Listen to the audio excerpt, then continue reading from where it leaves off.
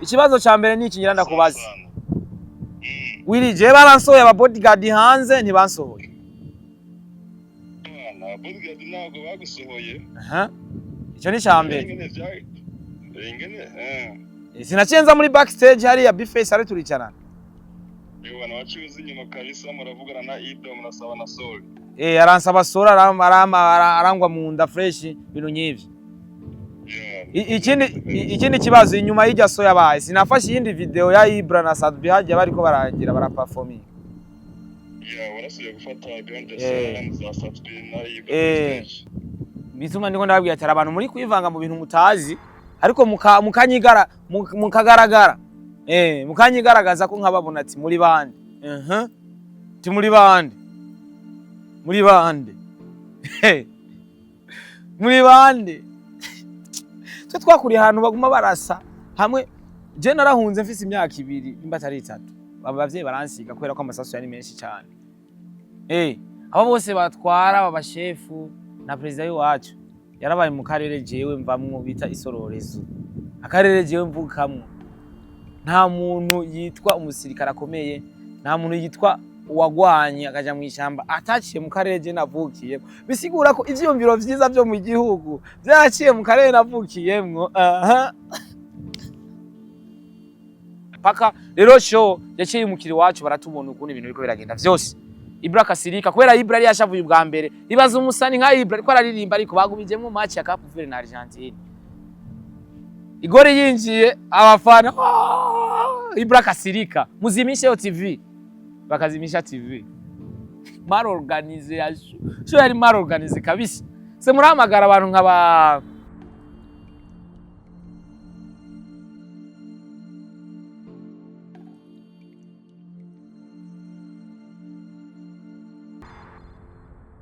yes oy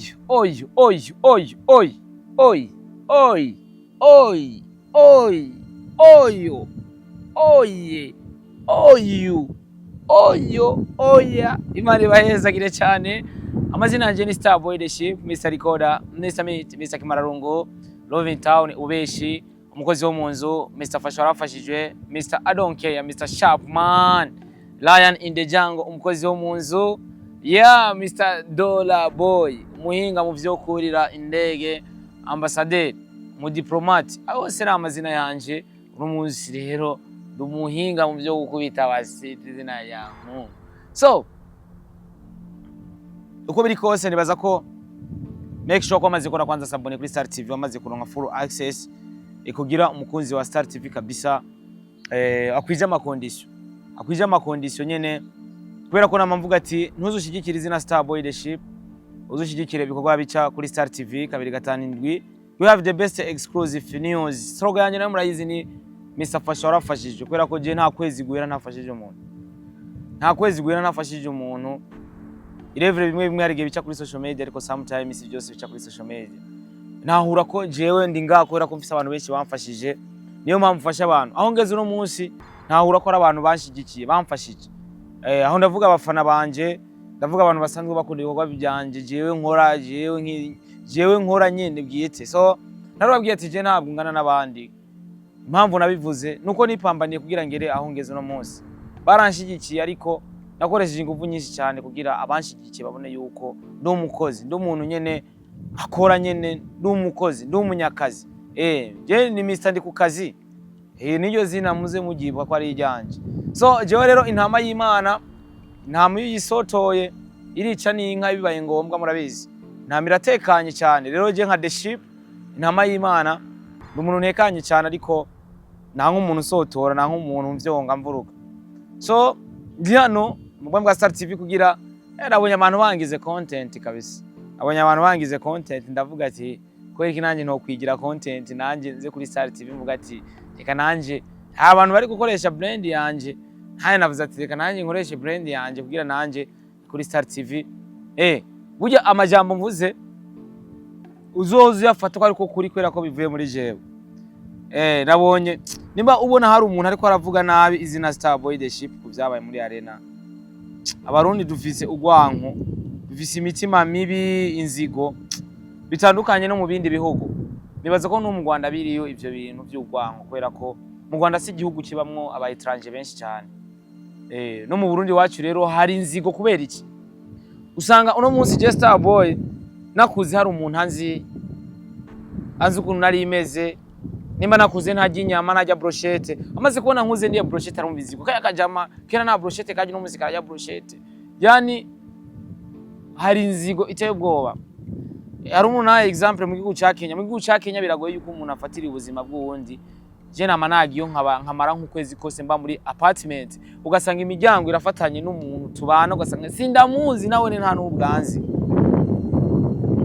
ugasanga ntituzinanye, ntanzi nanje sindamuzi. Rero mu Burundi biragoye kubera ko je Starboy uranzi wamye mbona kuva kera, urazi famille yanje, utangura kuvuga ngo kajya kabwa ngo kari kameze uku, ujya muhimbira ngo kera ngo yari, ugasanga umuntu aratunze ukatangura kuvuga ngo yabikuye mu kuzimu, ngujya ngo ndamuzi ngo kuva kera, ngo ndamuzi kuva kera, ngujya n'amafaranga ngo yarafise ngana kujya ngo none ngo mu mwaka umwe ngo ya mafaranga yakuye.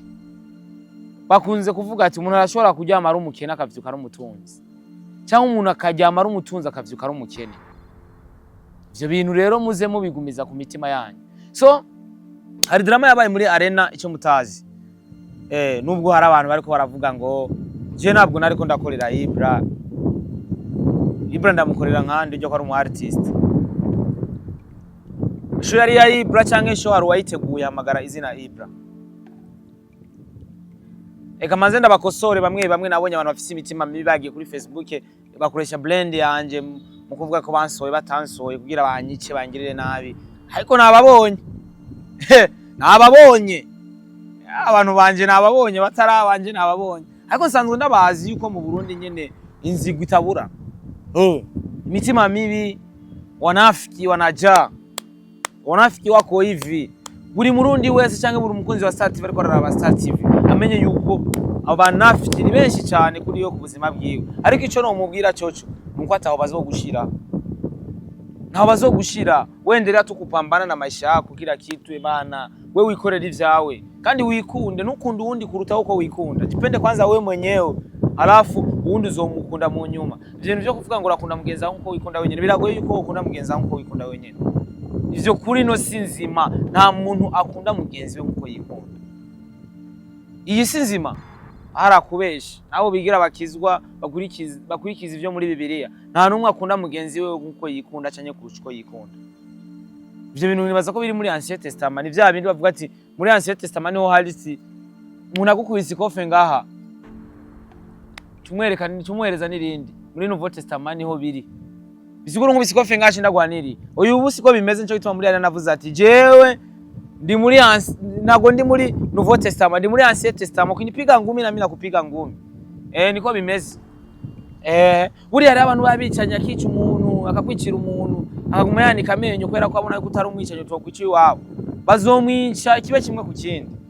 So, rero jewe ibintu jewe ngiyemwo kugira ngo ndabikorere promotion vyama vyagize vyaronsereye site muri rusange. Sindiko ndiyemera.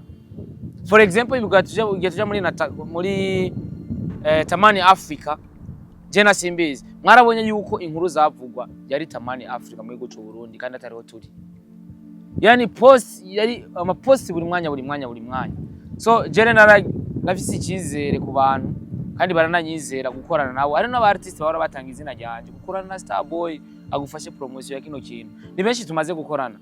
So obita Jimmy canke je niwe yateguye kino giteramo ari kumwe no bita Idi. Ari kumwe no bita Idi.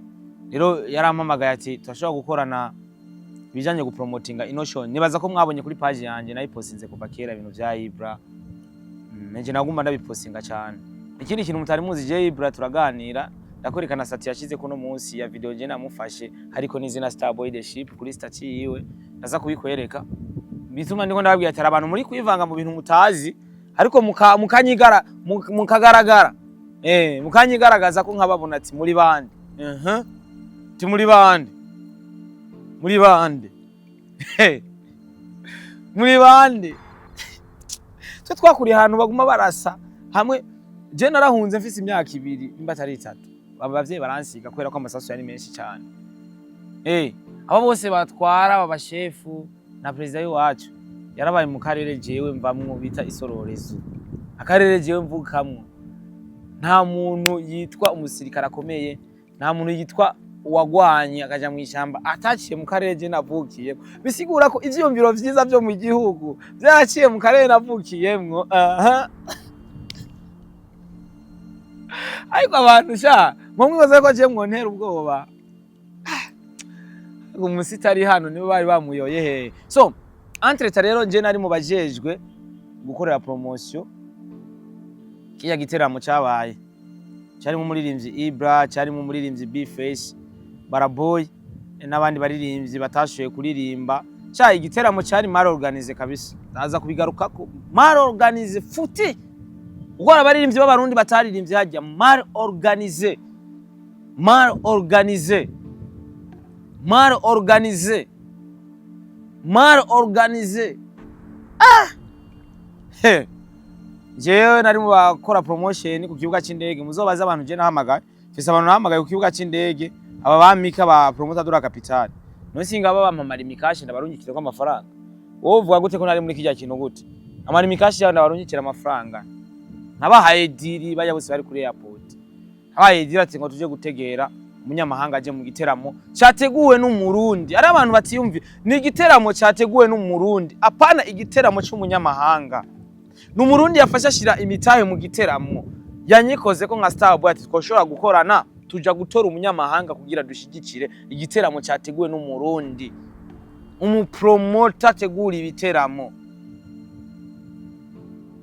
DJ Paul ko arazana abanyamahanga ntitumushigikira ngo ni kwera ko tuko dushigikira abanyamahanga. Tuko twashigikira DJ Paul umurundi kugira ibikorwa vyiwe amafaranga yabone kwera ko ari umurundi. Business yiwe yaguke. Urumva? So rero abantu baje kuri airport bose Imana ibahezagire ko nabaraje bakashika bakabona n'agafaranga bakagakorera kubera ko izina Starboy the ship ryabiyumviriye ko ati nimuze dushore gukorana. Buri gihe cyose uzomuna kuri airport jewe ubona ko ndi master ndi master plan. Baje bose babaje hajya nije mba nabatumiye. Nije mba nabahamagaye kugira baronke ubugari. Dushigikira abarundi. Urumva? Je mfise ama plan menshi cyane yo gukora kugira ikintu kigere kure. So nibaza ko mwambonye ariko araba ama repetition buri kimwe cyose. Nari muri arena mfata amafoto ya Mr Champagne Ibra turi kumwe. Ibra dusanzwe tuvugana. Rega mwe mwamwibaza ngo ni ibintu by'ibihimbano. Urumva? Ibra. Nguyo Ibra. Genurani mufise nimero ya Ibra. Iyi video yashize ko ninje nayipostinze ariko Starboy the ship ngaha. Ariko izina yagiye kuri Instagram ara recordinga ariko n'izina ryanje. Ngenda kumvisha. Nge nshiremwo isauti. Na sauti yashizemo. Na sauti yashizemo mugabo iyi ni video yanje je nashyize kuri Instagram. Yagiye ara recordinga sha kuri stative. Ngiri izina Ibra. Ibra niwe yayipostinze 14 ubu turi 16. Urumva? Nguyo Ibra. Wamumvise Ibra. Leo ndio siku ambayo utajua kukosa bando sababu ngoma yangu unasi. So rero hajya nategezwa kuhaba amafoto ari umuntu avuga ngo ndiko ndifotoza n'abasani. None kugira ngira promotion bigenda gute kugira one musani kwa hari twifotozanye. Ega je ibintu byanje ni kuri social media. Umuntu avuga ngo ndifotoza ngo n'umuntu mbeko utabaza ko ari we yayinsabye tuyifotoza. Hako abantu mwabaye gute? Iyo utazi ivyo uri kurakora hagarika ko kazi ukora bro. Hagarika ko kazi ukora sakawe. We know how we do, man. We know how we do, man. We know how we do, man. Urumva? Tuzi uburyo tubikora bro. Ivyo turimwo si ibintu tubashaka ko baratwigishije kera badushigikiye. Abatwinjije muri kano kazi muri no mwuga. But now we know how we do, man. We know how we do, man. Nategerezwa guposta buri kimwe cyose kwera ko n'umurundi mugenzanje yari yateguye iki giteramo. Nahantu Ibra yashike general hageze hari mu gihosha kuzi wiwe. Ahantu Diwani yakoreye indirimbo rekasha hari na piscine apartment niyo yashikiyeko. Nujya mudamu wiwe nujya mwana. Urumva? Nujya mwana wabo. Rero ku munsi washo kuntu vyagenze je ninjira for free kwera ko njewe nari mu bari ko bakora promotion izuka ko nari muri staff y'igikorwa. Urumva? Rero harabasho performance abaririmbye batandukanye Baraboy Kingorongoro ba B-Face on the floor haba yakajagari baze muririmbye B-Face on the floor akaririmba inyuma yiwe akacaza mu underground kuririmba inyuma yewe man. Kandi B-Face bamubwiye ngo yakire Ibra atangura kuvuga ati muzinyamatara twakire Ibra iki urumva kara kajyo keze ko Bifesi niwe yategerezwa kwakira Ibra kubera ko hari indirimbo bakoranye kandi yariko kuri afishe y'igiteramo urumva kwaza kuba hari urumva uravyumva Bifesi aravuga ati twakire Ibra kumbe Ibra hajafika yeye mwenyewe urumva hari integuro mbi kabisa rumwe musinzi bitahuriza ukuntu uja kugira ngo Bifesi avuge ibi nibi sinzi ko ari mubwiye sinzi ko ari uja wundi mudamu uvuga ngo wakire Ibra Deje ataranashika tutaramubona inda plus cyo nikibaho hari abaririmbyi bataririmbye Wiz Designer ntiyaririmbye Izere ntiyaririmbye ibaze bakana bakura muri backstage Izere na Wiz Designer bakakura muri backstage ahantu hari aba artist hari ba Bifesi on the floor ba Will Smith mu stylish muganda mu telefone nawe navuga ivyabaye kuko niho yarari urumva hari abaririmbyi impano z'igihugu zari kuri afishe zitaririmbye hasigaye umunsi umwe igiteramo kibe ndabibutse yuko Madiba da Classic yanditse ugwandiko ugwete Madiba da Classic avuga yuko integura ari mbi ko atazoboneka mu giteramo byari biteguye yuko Madiba aza kuza ku kibuga c'indege kumwakira Ibra ariko sinzi impamvu ataje mugarumva mu nteguro mbi biba birimwe ivyo ariko naco bitwaye nyene mu kazi challenge nibisanzwe ndiko ndaraba ubwo gwete Madiba yanditse tava mwibaza ngo je ndi kubesha ngo ni inkuru ngo nanahimbye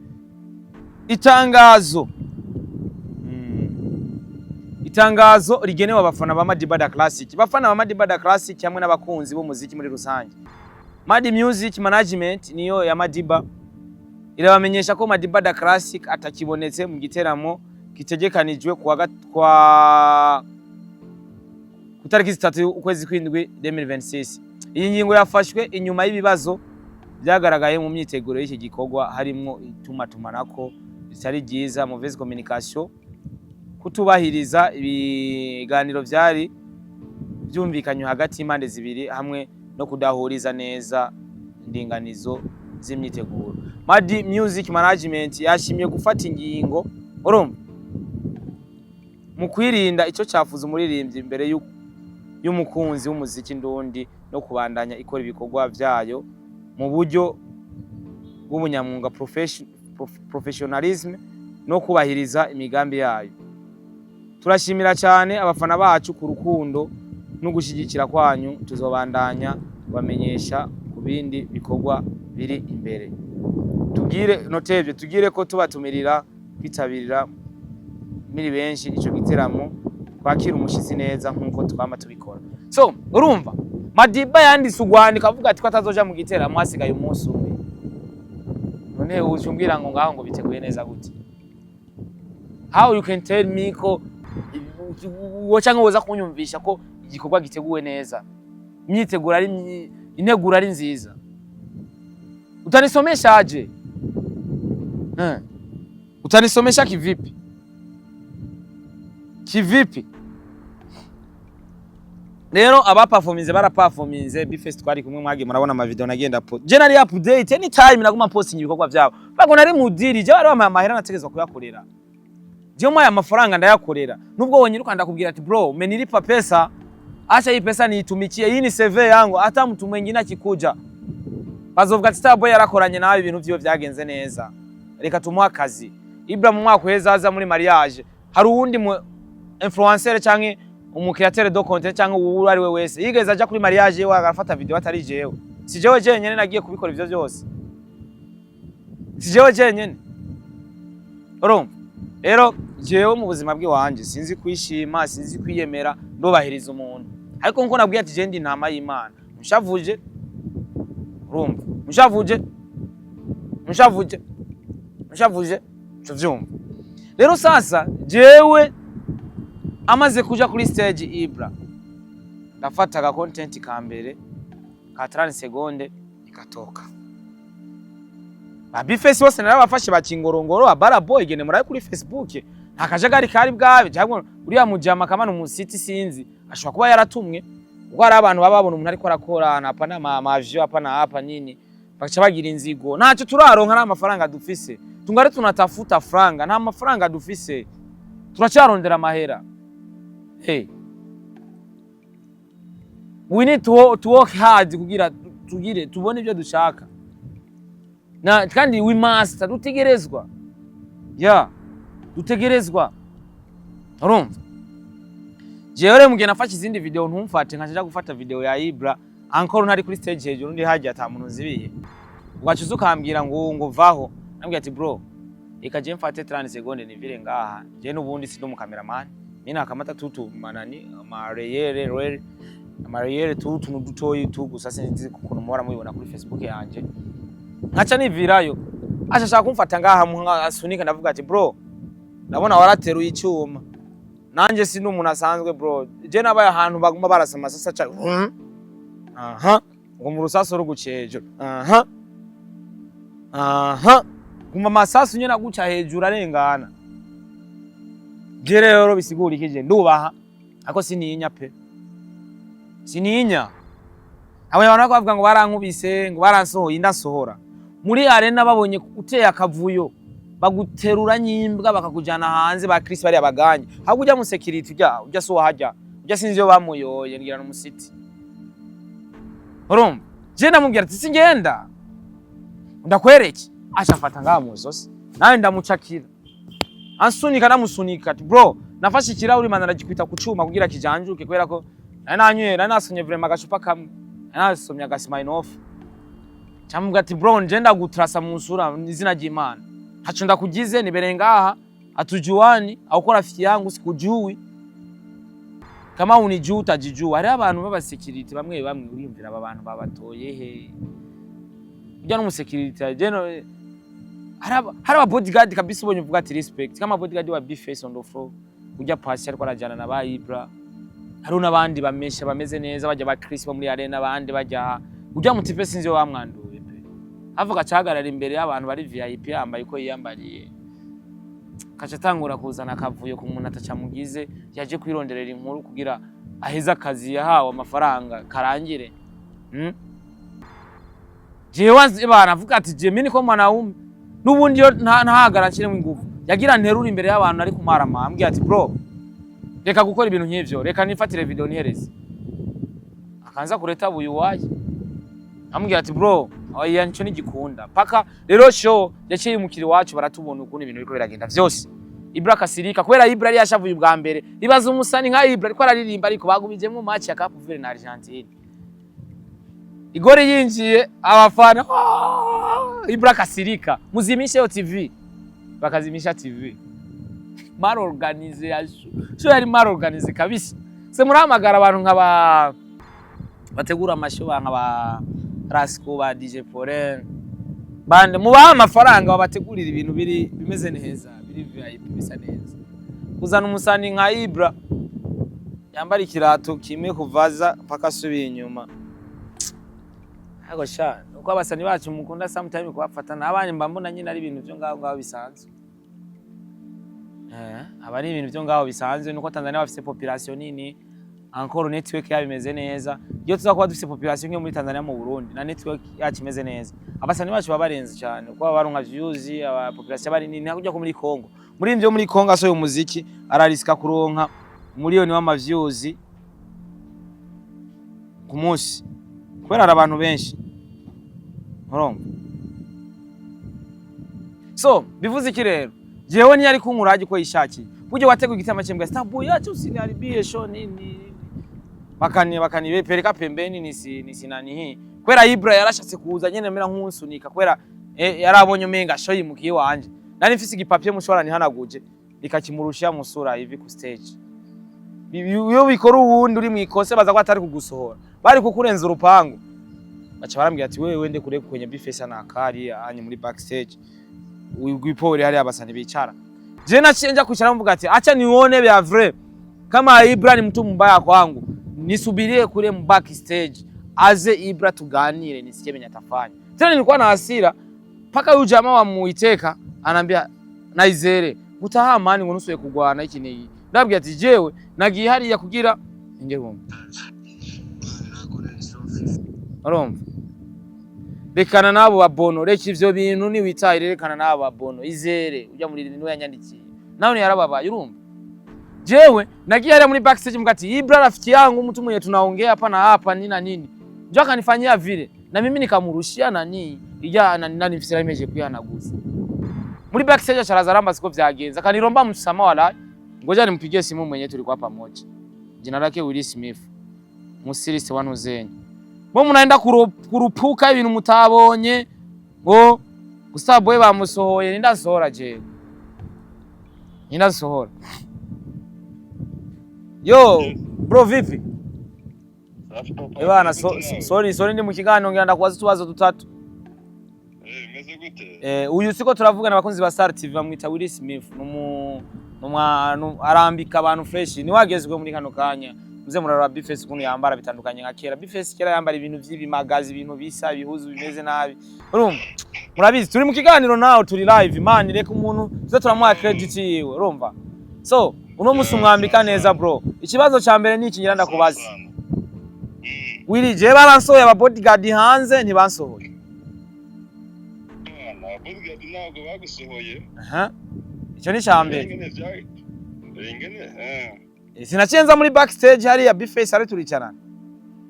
Bana wacuze inyuma kabisa muravugana na Ido murasaba na Soul. Aransaba Soul arangwa mu nda fresh bintu nyivyo. Ikindi kibazo inyuma y'ijya so yabaye sinafashe yindi video ya Ibra na Sadbi hajya bariko baragira baraperforming. Warasuye gufata behind the scenes za Sadbi na Ibra.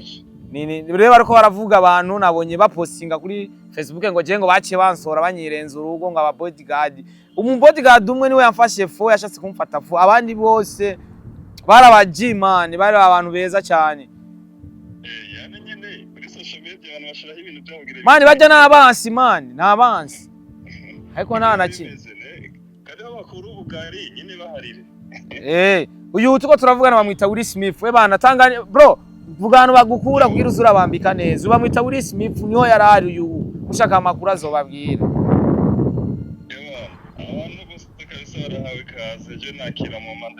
Bana reka nje nzagupostinga waraye ucinshira ko na contact yawe.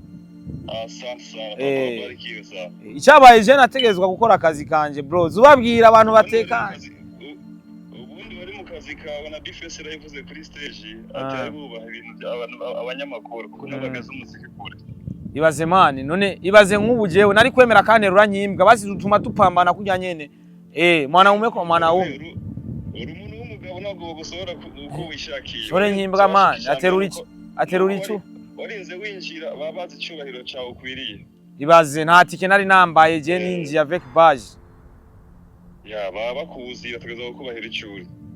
Man biriya bintu byari maro organize ariko fresh man wamwambise ibintu byatari Bface man respect man credit ni yawe bro. No kuri mariage umwambike atazotwambirira bya bintu yambara kera. Hari ukuntu nawe ni yadume namwe ibintu byaho byo ariko ubunye bana even international.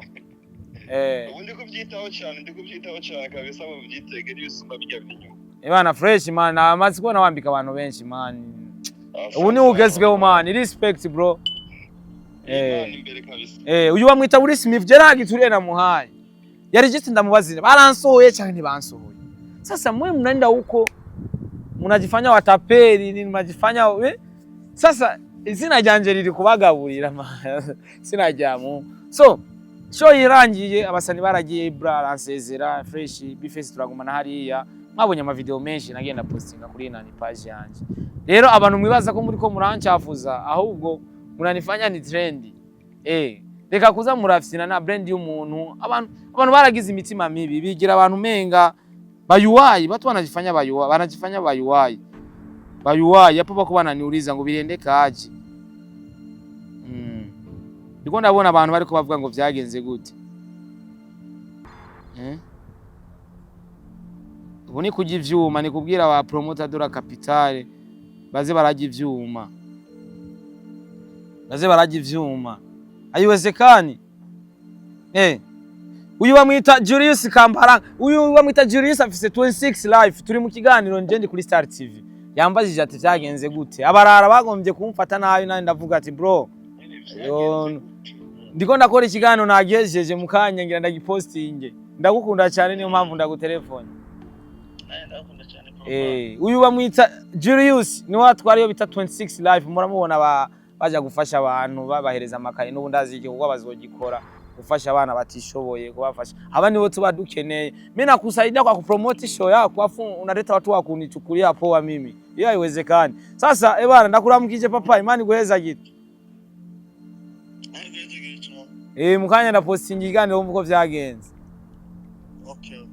komera so rero igihari yari giste kugira ndabaho umuco uko vyagenze neje twari muri explosive night cyegurwa na Runtown DJs byari bimeze neza nagiye kuba supportinga for the support only nta mafaranga bamaye ariko kubera ko ari abarundi aba DJ bafasha umuziki gutera imbere no bavuze aba artist attention babonye abaririmbye nka ba D1 B-Face Melanin Boy Kerina urumva Sadbi baje gushigikira Runtown DJs ni byiza ko dushigikirana so rero jewe ntabwo nari muri show ya Ibra ngo yafashe nayo ngo namufashije Jesse nafashije Ibra nafashije umurundi yateguye igiteramo kugira zane Ibra is two things different hari gufasha Ibra kwera we yateguye igiteramo mu Burundi ariko je nafashije umuntu yateguye igiteramo azana Ibra bro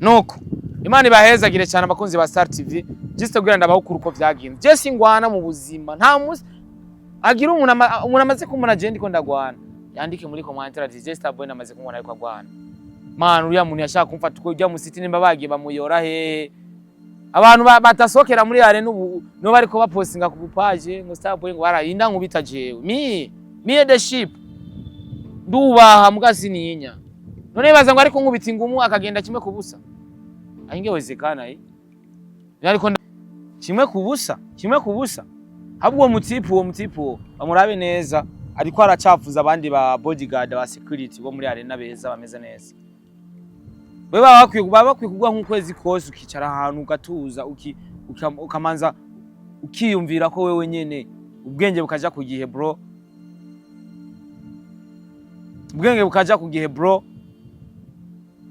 kora akazi kawe kakujanye chunga ibidaji ko bimeneka chunga desordre mugapana ngenda kugwana mwe muca mwibona amaboko ngaca mwibaza ngo muca mufata umuntu ko mwishaki kanako turagira ka sport no bibaza se guca mfata uko wibone izi sinyama gusa izi sinyama gusa so Jesse ndi kwishima Imana ibahezagire ari just gura nababwira uko vyagenze kwera ko je naco vyangize niko fresh niko poa nta wundi mu security je vraiment twagirana ikibazo muri arena kirezo jya nta nabandi ba security muri arena turigera tugiranira ikibazo aba security muri arena n'abantu beza bimere fresh bari pishi ni n'abagangi vyananje vyatari kurusha ujyanye yashatse kunyifatira uko yishaki